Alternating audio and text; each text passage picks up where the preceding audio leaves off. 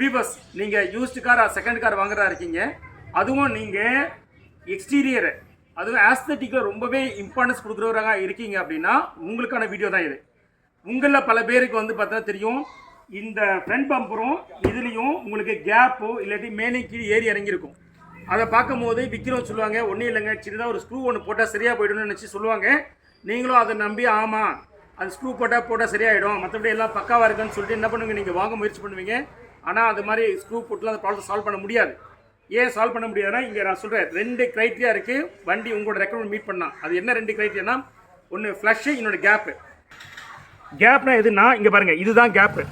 இந்த கேப் ஜாஸ்தியாக இருந்தாலும் ஃப்ளஷ்ஷு அப்படிங்கிறது என்னென்னு கேட்டால் இது ரெண்டும் வந்து மேட்ச்சு, மேலே கீழே இருக்கக்கூடாது. இப்போ இதில் வந்து ஃப்ளஷ் ப்ராப்ளம் இருக்குது, இது மேடாக இருக்குது, இது பள்ளமாக இருக்குது, ஆனால் கேப் இல்லை.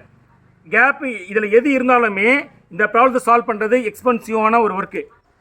இந்த ஃப்ரண்ட் பம்பரும் இந்த ஃபெண்டரும் உங்களுக்கு ஜஸ்ட் ஒரு ஸ்க்ரூ போட்டுலாம் டைட் பண்ணி இருக்குல்ல, இதுக்கு இடையில் ஒரு இன்டர்லாக் பிளாஸ்டிக் யூனிட் ஒன்று இருக்குது. அந்த இன்டர்லாக் பிளாஸ்டிக் யூனிட் உடஞ்சினா கூட உங்களால் இதை ஜாயின் பண்ண முடியாது. சரி, நீங்கள் நினைக்கலாம் ஒரு இன்டர்லாக் பிளாஸ்டிக் தானே, அப்போ அதை மட்டும் ரீப்ளேஸ் பண்ணால் போதும்னு நினைப்பீங்க. அதுவுமே கிடையாது. ஏன்னா அந்த இன்டர்லாக் பிளாஸ்டிக்கு இந்த ஃப்ரண்ட் பம்பரோட இப்படி இன்டர்லாக் ஆகும். சரிங்களா, plastic to plastic interlock, it's not a screw. அதனால் நீங்கள் இந்த இன்டர்லாக் பண்ணக்கூடிய அந்த பிளாஸ்டிக் மாற்ற வேண்டியது இருக்கும். பிறகு இந்த கம்ப்ளீட் ஃப்ரண்ட் பம்பரே மாற்ற வேண்டியிருக்கும். இந்த ஃப்ரண்ட் பம்பரை வந்து பார்த்தீங்கன்னா கிடைக்கிறது பிளாஸ்டிக் பிளாக்ல தான் கிடைக்கும். நீங்கள் பெயிண்ட் கோட்டிங் பண்ண வேண்டியிருக்கும். இதெல்லாம் டூ எக்ஸ்பென்சிவ். நான் உங்களுக்கு லைவ் எக்ஸாம்பிள் ஒன்று காட்டுற பாருங்க, இங்கே வாங்க.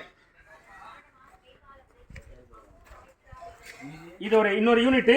இப்போ நம்ம சொன்னது வந்து பார்த்தீங்கன்னா இதுதான் நம்ம சொன்னோம். இப்போ எக்ஸாம்பிள் இப்படி இருக்கும். அது சரி, இந்த மாதிரி வந்து பார்த்தீங்கன்னா இப்படி ஃப்ளஷ்ஷாக இருக்கும்.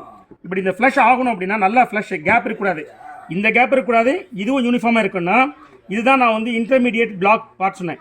இப்போ இது உடையக்கூடாது.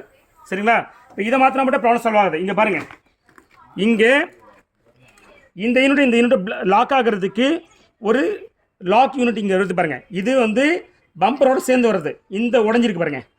இது உடஞ்சிருக்கிறதுனால இந்த இடத்துல நீங்கள் வந்து ஃப்ளஷும் கேப்பையும் மெயின்டைன் பண்ண முடியாது. சரியா, ஸோ அதனால் நீங்கள் இந்த கேப்போ ஃப்ளஷ்ஷோ இருக்குன்னா ஒன்று அதுக்கான ரேட்டு இவ்வளோ ஆகுங்கிறது தெரிஞ்சு குறைச்சி வாங்க, இல்லையா அந்த ப்ராப்ளத்தை அப்படியே அக்செப்ட் பண்ணிங்க. சரியா வியூவர்ஸ், இந்த இன்ஃபர்மேஷன் உங்களுக்கு யூஸ்ஃபுல்லாக இருக்கும்னு நினைக்கிறேன். நம்ம சேனலை இன்னும் நீங்கள் சப்ஸ்கிரைப் பண்ணாமல் இருக்கீங்கன்னா please subscribe and then bell button எடுத்துங்க, ஸோ தட் நான் போடுற வீடியோ உங்களுக்கு அப்டேட் ஆகும். தேங்க்யூ.